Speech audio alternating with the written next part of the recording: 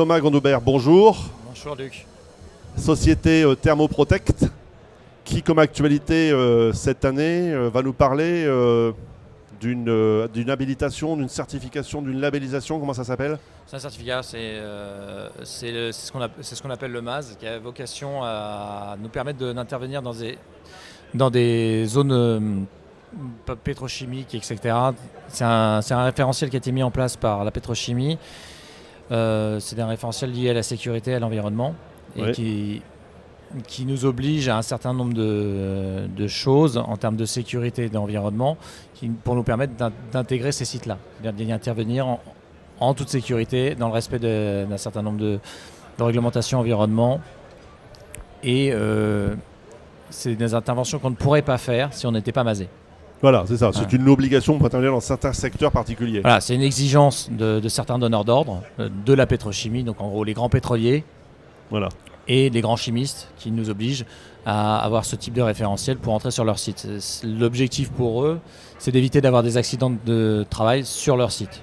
C'est très mauvais pour eux s'il y a un accident en termes de publicité. Donc c'est des grands donneurs d'ordre qui ont besoin de se prémunir d'accidents de travail chez eux. Alors, c'est pas le risque amiante en soi, c'est tous les risques qui peuvent être liés à l'intervention sur des site. Produits, des matériaux, des solutions qui sont elles-mêmes sensibles et qui pourraient du coup indirectement bien sûr provoquer l'amiante, mais c'est pas le problème amiante qui est au cœur de ce dispositif. Lié directement à l'amiante, c'est un contrat qu'on passe intellectuel pour dire on met tout en œuvre pour éviter toute forme d'accident du travail et de mise en danger du personnel. Que ce soit notre personnel et le personnel qui peut être en coactivité autour de nous. Donc on travaille sur des analyses de risques, etc. pour s'éviter la mise en danger. D'accord. Donc c'est lié vraiment purement code du travail environnement. C'est essentiellement tourné sur le code du travail et sur l'environnement, etc. Qui délivre et la santé. Et la santé, mais la santé des travailleurs, pas de la population. On est sur des zones qui sont en général des zones fermées. Voilà. Donc, la principalement, on n'est pas dans le santé publique, voilà, on n'est pas sur la protection des populations, des codes du travail environnement, la liaison de code du travail environnement. Ouais. Qui délivre cette habilitation, certification? Ça s'appelle comment? C'est une association. C'est une association, voilà, une association qui délivre un certificat. Comment ça s'appelle? C'est une habilitation. Une habilitation, d'accord, voilà. Qui permet du coup d'intervenir dans certains endroits, donc ça devient indispensable si on travaille dans ces secteurs-là. De normes ISO un peu simplifiées pour pouvoir accéder à ces sites-là. Il y a une durée, il y a une On est habilité, en gros, l'habilitation maximum, c'est une habilitation de 3 ans. 3 ans, d'accord. Voilà, renouvelable par des audits. Ouais. En général, comme primo-accédant sur le MAS, on est sur une habilitation d'1 an. On est en probatoire peut-être pendant 1 an, c'est ça? Exactement, une période probatoire d'1 an, avec une validation au bout d'1 an, qu'on reste bien dans le cadre qui a été défini par le MAS et qu'on a mis en œuvre les correctifs qui nous ont été définis au moment de l'audit. D'accord. De l'audit, on est dans un principe d'amélioration continue de la road deming, et le principe veut que de toute façon on s'améliore en continu. C'est-à-dire qu'il y a toujours des points d'amélioration, c'est-à-dire qu'on a tendance à refuser d'appeler ça des manques ou des moins, mais c'est des axes d'amélioration. C'est-à-dire, voilà. Donc on est dans le principe de l'amélioration continue dans le MAS. D'accord. Alors donc voilà, ça c'est l'actu, voilà, c'est le fait d'avoir obtenu ça pour pouvoir effectivement d'intervenir sur des marchés très spécifiques. Hein. Voilà. Est-ce que dans la même idée, il y a d'autres habilitations? On a bien posé toujours la limite aujourd'hui. Quand vous intervenez non pas en premier en direct, vous intervenez parce que vous avez une sollicitation d'un intervenant qui lui va faire son action d'entretien, de démontage, de révision, quoi que ce soit, et vous arrivez, des amiantages, hein, bien sûr, mais pas seulement des amiantages, vous pouvez intervenir aussi en sous-section 4, donc en préparation. On peut intervenir en sous-section 4, c'est très rare objectivement, puisqu'on on peut être confronté à de l'amiante, mais on ne touche pas à l'amiante, donc on n'est pas obligatoirement en intervention sous-section 4. Donc on vient là pour créer un isolement de la structure qui est entre guillemets contaminé par de l'amiante, pour qu'un sous-section 3 intervienne pour réaliser le désamiantage. D'accord. Voilà. Donc la question qui revient de salon en salon, c'est qu'on n'a pas avancé apparemment, d'après ce qu'on disait tout à l'heure en off, en coulisses, c'est qu'on n'a pas avancé objectivement sur cette notion-là de façon réglementaire, même si certains disent qu'il n'y a pas de souci, on appelle les choses par leur nom. Vous réalisez les isolements de zones de travail. Exactement. Voilà. C'est qu'aujourd'hui, la seule personne qui est habilitée à dire que c'est un confinement pour du traitement de l'amiante, c'est l'entreprise qui est en sous-section 3. Voilà. Donc il se peut effectivement que l'entreprise confrontée à un chantier ait besoin d'isoler sa zone de travail, parce que par exemple en zone pétrolifère, on a toute une réseau, on n'a pas de bâtiments qui vont venir faire une enveloppe autour de la zone de travail, donc on doit faire une structure aléatoire quelconque, voilà, tout à fait, voilà. Donc on fait un échafaudage un petit peu chapiteau, qu'on vient faire, on vient donc emballer la zone d'intervention de travail pour définir un volume de la zone, et une zone de travail qui est plutôt un volume dans ces cas-là qu'une zone évidemment, et ce volume étant délimité. Donc on va dire confiné, non, on va dire délimité, maîtrisé contre les grands risques de mouvement d'air, par exemple. Fermé et étanchéifié. Alors fermé, étanchéifié à 100% ou étanchéifié de grands mouvements d'air. Alors l'étanchéité, on a sur des échafaudages ou sur des structures aléatoires, on n'arrive jamais à des étanchéités parfaites, ça n'existe pas. C'est pas pour rien que d'ailleurs on met en place des mises en dépression. D'accord. Pour éviter que toute fibre d'amiante qui est contenue à l'intérieur de ce qui sera appelé à ce moment-là le confinement puisse sortir à l'air libre. D'accord. Voilà. Donc la commande, votre métier, c'est effectivement de réaliser les isolements de la zone de travail. Alors toute la question, c'est à quel moment votre travail peut être considéré, puisque vous n'êtes pas sous section 3. Non. Voilà. Donc à quel moment votre travail, votre intervention, votre réalisation peut être considérée par quelqu'un, donc des amianteurs sous section 3, comme un confinement? Alors, pour que notre isolement étanche devienne un confinement, il faut que l'entreprise habilitée sous section 3 réalise un test de fumée et valider son aérolie. Oui. À partir de ce moment-là, quand son test de fumée et son aérolie est validé, il peut définir ça lui-même comme étant un confinement dans lequel il a Alors, le droit d'intervenir. On va dire très précis, un confinement statique. Ouais. Voilà, on a un confinement statique dans lequel il mettra ou pas des confinements dynamiques. Parce que on est bien d'accord, confinement statique, c'est une mesure qui ne bouge pas, qui est statique. Et c'est le désamianteur, donc dans son plan de retrait ou d'encapsulage, qui va définir que ce que vous avez fait en intervention périphérique, c'est le code du travail qui dit ça, dans l'organigramme de la DGT, en intervention périphérique à l'intervention propre de désamiantage ou d'encapsulage, est réalisé par quelqu'un en section 4, puisque c'est la partie qu'on considère ne pas attaquer directement, ne pas solliciter. Et même préciser que c'est en sous-section 4 ou pas, si on n'est pas en contact direct avec l'amiante. Voilà, ou pas, peu importe, ou pas. Ça dépend effectivement du mode opératoire que vous allez utiliser. Donc vous faites une intervention. Et à ce moment-là, dans son plan de retrait, le désamianteur en question va considérer que sous certaines conditions, sous certains tests, ça devient un confinement. Et c'est lui qui le déclare tant que confinement. Voilà. Alors, dans les faits, ça pose pas de problème. Pourquoi pas? Puisque si c'est lui qui l'avait réalisé, il aurait peut-être fait exactement la même chose. Ouais. D'accord. La question qu'on se pose toujours, c'est si on a effectivement la peau qui est à l'extérieur de l'échafaudage lui-même, qui est à l'intérieur de la zone de travail, c'est quid? Non pas ça, c'est pas votre problème. C'est quid, puisque vous ne posez pas l'échafaudage dans ces cas-là. Donc c'est l'échafaudeur qui se retrouve à la question. Quid de la dépollution de l'échafaudage? De son échafaudage. Voilà, c'est ça la question. En fait, c'est pas tellement la pose, le fait de vous posiez un écran.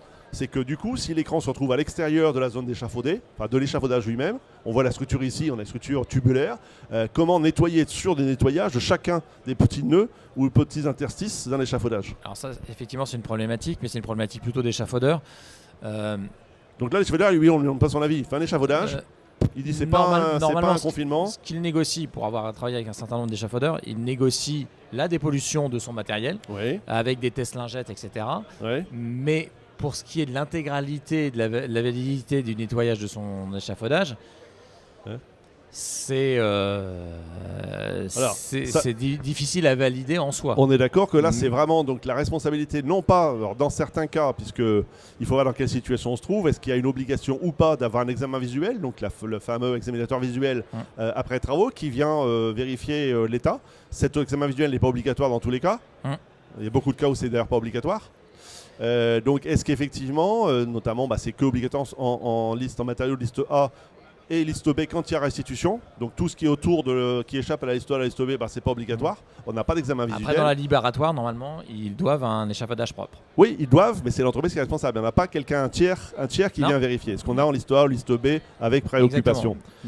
Mais normalement, effectivement, dans le libératoire, ils s'engagent. Voilà. Ouais. Après, derrière, on peut penser que certains échafaudages sont peut-être plus compliqués à nettoyer que d'autres. Voilà. Après, il y a des problématiques d'exigence par rapport à un échafaudage. C'est que l'échafaudage doit être propre, il ne doit pas être sali, c'est-à-dire qu'il ne doit pas y avoir de ciment, etc. Il devrait. On est d'accord. Ouais. Bon, donc voilà, c'est cette question-là, mais la question elle est technique, c'est que est-ce qu'on ne pourrait pas une fois pour toutes expliquer que le confinement est efficient dans 100% des cas, qu'il s'agit simplement de concevoir à ce moment-là un thermobâchage rétracté, mais du côté intérieur de l'échafaudage et non pas l'extérieur. C'est ce qu'on fait, et c'est un débat qu'on a entre nous depuis maintenant 3 salons.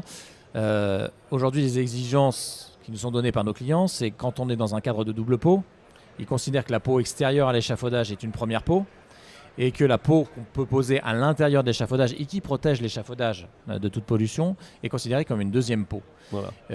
C'est vrai qu'à partir du moment où cette deuxième peau est crevée pour X raisons et que l'aérolique n'est pas suffisante pour empêcher les fibres de passer sur l'échafaudage, on se retrouve dans un cadre de pollution d'échafaudage. Et donc dans ce cas-là, dans le plan de retrait, il faudra nettoyer l'échafaudage. Voilà.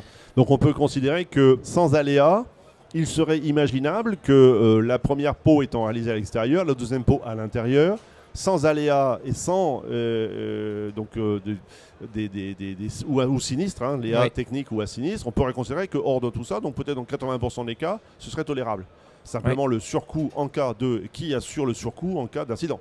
Donc c'est ça. Donc par contre, si on pouvait expliquer que dans des modes opératoires de désamiantage quand même risqués, de par la configuration, de par l'exiguïté, ou du mode opératoire. Ou du mode opératoire, ou des risques effectivement de blessures du confinement lui-même. Ou de perforation de perforation, ou de décollement, ou d'arrachage du vent, des intempéries.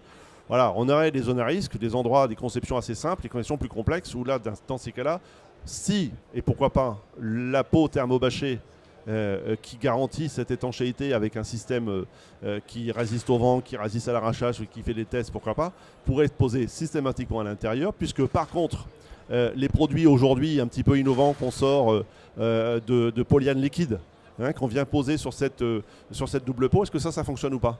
Le polyane liquide sur la bâche thermobâchée, est-ce que ça marche ? Ça peut fonctionner. Il y a des problématiques de réglage très importants parce qu'il faut que les épaisseurs... Le problème, c'est des problèmes de coulure, c'est-à-dire qu'on a des épaisseurs qui ne sont pas forcément uniformes sur l'intégralité du film. Et donc, il faut pouvoir le poser de manière très qualitative pour que ça puisse... C'est-à-dire le film lequel ? Est-ce que le polyane, dans la mise en œuvre, quand on est sur un mur en parpaing, béton, etc., on arrive à maîtriser un petit peu son épaisseur. Si on est sur du film polyane, l'échafaudage, on aura du mal, puisqu'il y a un problème de résistance, de réaction chimique. C'est la coulure. Les coulures. Voilà. Parce que le film est quand même relativement lisse. Oui. D'accord. Donc le fait que le film soit lisse peut nuire à la bonne constitution du polyane en tant que confinement. Il y a des tests qui ont été faits, mais il faudrait les approfondir sur la projection de produits sur les films verticaux notamment. Oui. Ça marche de mieux en mieux. C'est-à-dire que les films projetés sont de plus en plus, entre guillemets, collants et permettent d'avoir des épaisseurs plus uniformes sur les films. D'accord. Mais pour l'instant, c'est à valider et à tester. C'est à valider. Donc, alors, c'est peut-être là un des projets qui sera développé dans les mois à venir dans le cadre de la Cevalia. C'est pas un produit, encore une fois, innovant, mais le modèle ou la version pourrait être innovante justement pour régler cette question-là. Ça reste de toute façon la question. Est-ce qu'aujourd'hui... on voit certaines vidéos sur Internet qui circulent où on voit un bâchage extérieur, l'échafaudage dans un état pas possible, et puis on tape dedans, on décrasse, et en fait il n'y a même qu'une seule peau. Et on se retrouve avec un échafaudage complètement pollué, un coup d'aspirateur et c'est bon quoi. Ouais. On va pas aller chercher dans les caillebotis, on va pas aller chercher les morceaux qui sont restés engravés ou bien dans les. C'est pour ça que certains échafaudeurs font aussi des tubes non creux pour pas que ça puisse polluer l'intérieur des tubes. Et nous, typiquement... Boucher, pas non, ouais, boucher, des bouchers ou des systèmes. Donc ils développent le fait d'empêcher. Bon. Ouais. Alors on peut aussi penser qu'il y aurait des produits... des palliatifs, mais, voilà. Mais effectivement, nous, les polyanes, entre guillemets, à projeter, c'est des choses aussi qui peuvent nous intéresser sur des zones où on est obligé de générer des étanchéités à la mousse PU, ce genre de choses, qui ne sont pas des zones décontaminables. Qu'aujourd'hui, on recouvre de scotch. Ouais.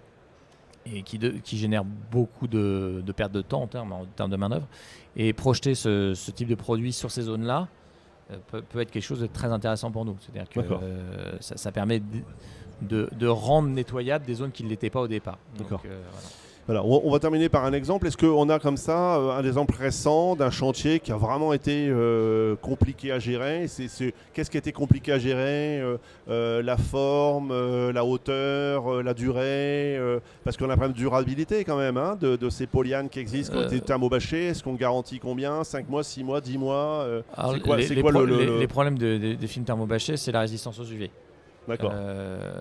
Et si on est sur des films qui sont classifiés M1 ou M4, c'est-à-dire la résistance au feu ou pas, la résistance aux UV n'est pas tout à fait la même. D'accord.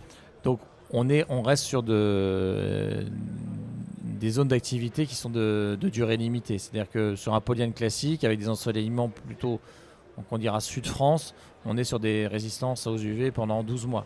12 mois, d'accord. Voilà. On garantit 12 mois. Et sur des résistances au vent qui sont sur des résistances au vent à partir du moment où on est extérieur d'échafaudage. Ouais. C'est-à-dire que si le vent pousse, il va pousser sur le film qui va être retenu par l'échafaudage. On est sur des résistances aux alentours de 90-100 km/h. Ah oui, quand même. Donc effectivement, on arrive des fois à des alertes au-dessus de 100. Là, on peut se poser des questions. D'accord. Donc, nous, on sait que nos films, ils résistent à plus parce qu'ils ont été confrontés à plus. Mais en revanche, ils ne sont pas garantis fabricants plus que ça. Okay. Voilà, donc, sur des garanties qu'on peut donner contractuellement, on ne peut pas aller au-delà de la garantie fabricant. C'est pas possible. Oui, bien sûr. Voilà. Okay. Alors, donc, dans ce cadre-là, quel est le chantier un petit peu récent que vous avez pu faire, un Thermoprotect, qui était un petit peu remarquable? On a été confronté à des problématiques sur un pont. Il y avait des haubans qui étaient amiantés. Un pont métallique, je suppose? Pont structure métallique, avec des haubans. Et... avec des montages en escalier qui suivaient le haubans pour ne pas avoir trop de résistance au vent. Ouais. Et on s'est retrouvé, c'était au-dessus de la Loire, sur des périodes de très très fortes tempêtes où on a été confronté à des vents de plus de 140 km/h et des pointes à 170 km/h. Et c'est là où on a pu tester la résistance du film. Le film n'a pas perforé du tout, il n'a pas bougé. C'est l'échafaudage qui a légèrement bougé. Voilà, c'est ça. Voilà. Bah oui, du coup, l'échafaudage peut être... bon. Mais pour autant, l'étanchéité n'a pas été mise en danger, ce qui est quand même une chose très, très positive. Il y avait une double peau en plus sur cette zone-là. Mais ce qui nous a été le plus compliqué, c'est de gérer la problématique des escaliers. Oui. C'est-à-dire que dans ces zones-là, c'est pour ça que je parlais de mousse PU. On a été obligé de mettre de la mousse PU parce que c'est des zones qui ne sont pas forcément accessibles pour générer de l'étanchéité. Et il n'y a rien de mieux, entre guillemets, que de créer des poches dans lesquelles on met de la mousse PU pour combler les trous et éviter toute infiltration d'air. Okay, voilà, donc ces zones-là, on est obligé de les couvrir en scotch derrière pour des problématiques de dépollution. Bah oui, et donc c'est très chronophage et c'est pas idéal. C'est pour ça que le temps d'application du scotch, si on pouvait avoir un polyane liquide à projeter dessus, c'est du temps qu'on gagnerait. Voilà. Ok, c'est un appel qui est lancé, on verra. Voilà. C'est normalement à l'étude, je ne citerai pas celui qui travaille dessus. Mais on imagine effectivement. Voilà, on imagine.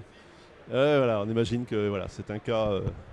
Bon, merci Thomas pour ce petit point d'actualité. Donc on trouvera effectivement sur le site. Et donc voilà, l'applaudissement des claps. Voilà. La foule en délire.